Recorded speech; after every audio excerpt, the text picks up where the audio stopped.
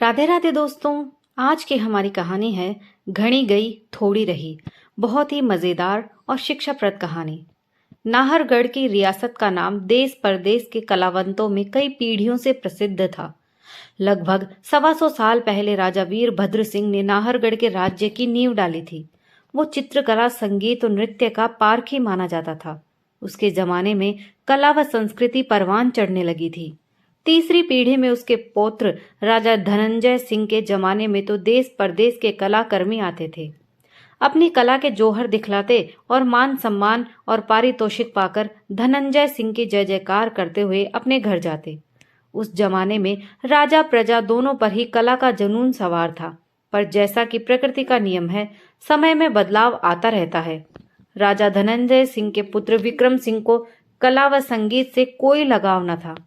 विक्रम सिंह के राजगद्दी पर बैठते ही नाहरगढ़ में कला की तो मानो मौत हो गई। राजा का रुख देखकर प्रजा ने भी इस ओर से मुंह मोड़ लिया। राज दरबार की महफिल किवंदंतियां बनकर रह गई, क्योंकि राजा विक्रम सिंह ने कला व संगीत को पारिश्रमिक और प्रोत्साहन देना बिल्कुल बंद कर दिया। इक्का दुक्का तो बहुत मामूली इनाम पाकर दोबारा इधर कभी मुंह ना करने की कसम खाकर ही जाते। बनारस की प्रसिद्ध नर्तकी गोहर जान ने अपनी नानी से नाहरगढ़ की सखावत के बड़े किस्से सुने थे। नानी ने उसे रत्न जड़ित हार भी दिखाया था, जो महाराज धनंजय सिंह ने प्रसन्न होकर उसे बख्शीश में दिया था।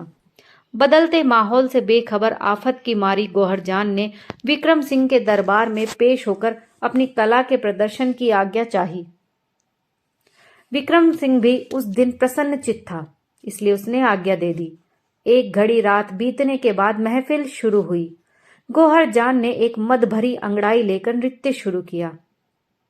पुराने दरबारी कलेजा थाम कर रह गए। गोहर जान के पैरों में बिजली की चपलता थी। उसके शरीर की कमनीयता उसके साथ आए साजिंदों की लय और ताल से मिलकर एक अलौकिक, अद्भुत एवं अवर्णनीय माहौल बना रही थी। पुराने कला पारखी बहुत दिनों बाद अपनी सुध बुध खो बैठे थे। मंत्रमुग्ध दर्शकों को आभास ही न हुआ कि रात कब आखिरी पहर आ पहुंची। परंतु जैसा कि नियम है, राजा बख्शीश न दे तो और कोई बख्शीश कैसे दे। साजिंदों की समझ में ही ना आ रहा था कि क्या हो रहा है। इनाम मिलता ना देखकर उनका धैर्य जवाब देने लगा था। परंतु गौहर जान की तन्मयता व चपलता में कोई अंतर न था। वो इस मुग्ध भाव से नाच रही थी जैसे काले बादलों के छा जाने पर मोर नाचता है। तभी एक जवान तबलची की ताल लड़खड़ाई। गोहरजान के थिरकते पांव थम गए। फिर उसने संभलकर जवान तबलची की ओर देखकर तोड़ा उठाया और नृत्य फिर प्रारंभ कर दिया। तोड़े के बोल थे, घड़ी गई थोड़ी रही, वह भी बीती जाए, कह नटी सुन तबलची, ताल चूक न जाए।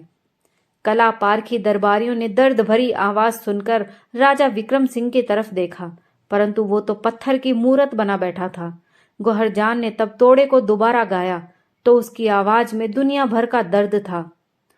घड़ी गई थोड़ी रही, वो भी बीती जाए, कहे नटी सुन तबलची, ताल चूक न जाए।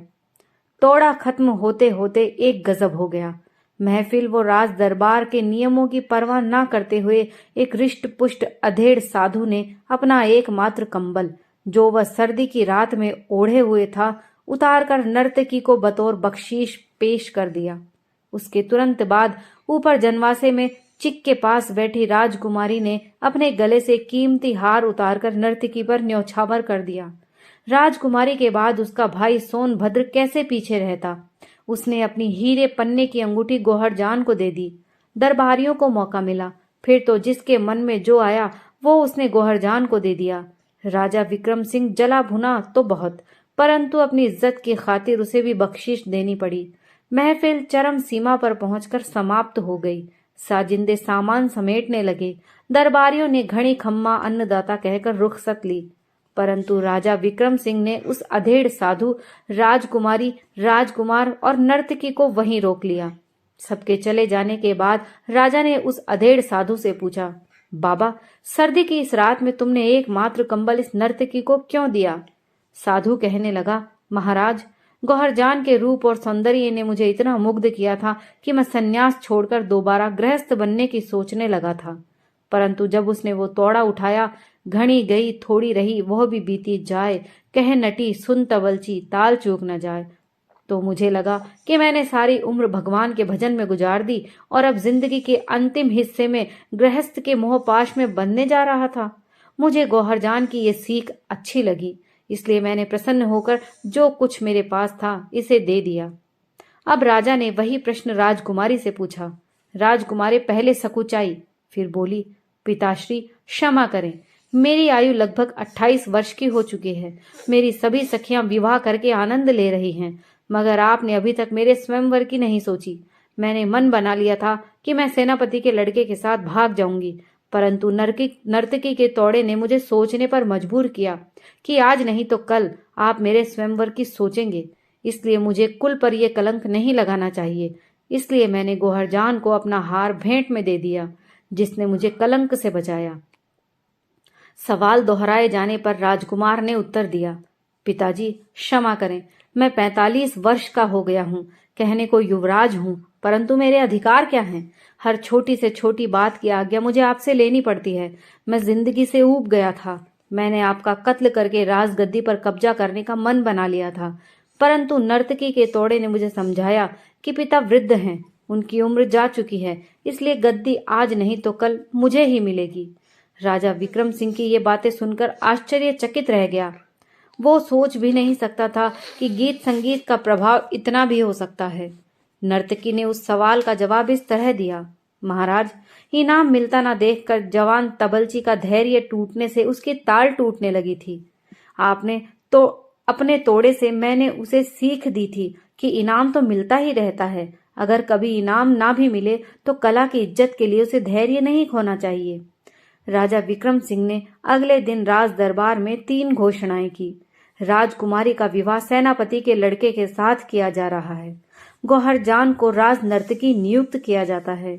राजकुमार ज्ञानभद्र को राजगद्दी देकर वे स्वयं उस साधु के शिष्य बनकर संन्यास ले रहे हैं। इस तरह नाहरगढ़ में गौहरजान की बदौलत कला और संस्कृति का मान सम्मान लौट आया।